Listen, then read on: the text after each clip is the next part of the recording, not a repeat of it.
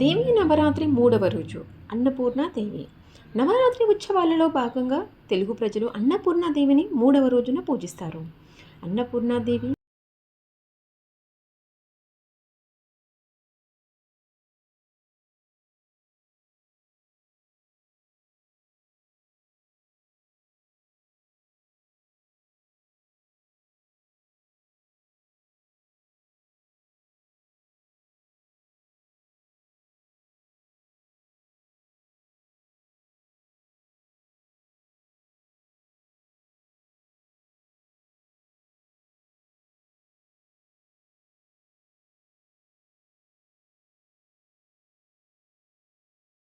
ఇస్తారు.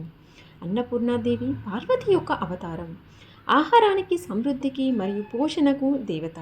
అన్నపూర్ణాదేవి ఆరాధన వల్ల జీవితంలో అన్నానికి లోటు ఉండదని, సంపద, శ్రేయస్సు లభిస్తాయని నమ్ముతారు.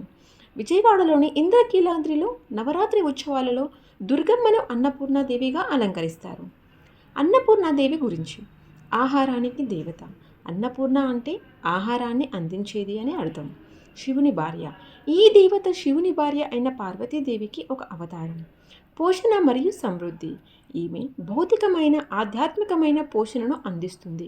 సమృద్ధిని, శ్రేయస్సును ప్రసాదిస్తుందని నమ్ముతారు. పురాణ గాథ. శివుడు జీవుల నుండి ఆహార వనరులను తీసివేసినప్పుడు భూమిపై ఆకలిని తీర్చడానికి అన్నపూర్ణ రూపంలో శివుడికి ఆహారం అందించింది అని పురాణాలు చెబుతాయి.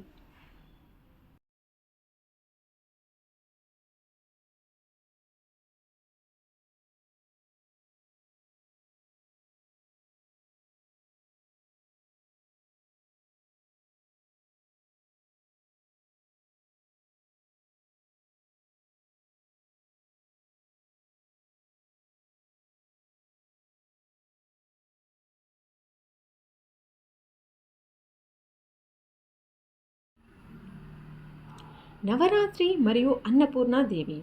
నవరాత్రి ఉత్సవాలలో భాగంగా కొన్ని ప్రాంతాలలో 3వ రోజున అన్నపూర్ణాదేవిని పూజిస్తారు. అన్నపూర్ణాదేవి ఆరాధన వల్ల జీవితంలో ఆహారానికి లోటుండదని, సంపద, విజయం, శ్రేయస్సు లభిస్తాయని విశ్వసిస్తారు.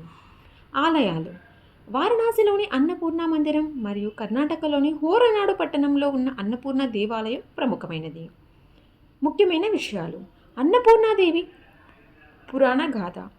ఆహారం సమృద్ధిని సూచిస్తుంది. నవరాత్రి ఉత్సవాలలో అన్నపూర్ణాదేవికి విశేష ప్రాముఖ్యత ఉంది. ఆమెను పూజించడం ద్వారా భోజనాన్ని పంచుకోవాలని, ఉన్నదానికి కృతజ్ఞత చూపాలని ప్రోత్సహిస్తారు. మరిన్ని వివరాల కోసం చూస్తూనే ఉండండి MMTV 24 న్యూస్ తెలుగు.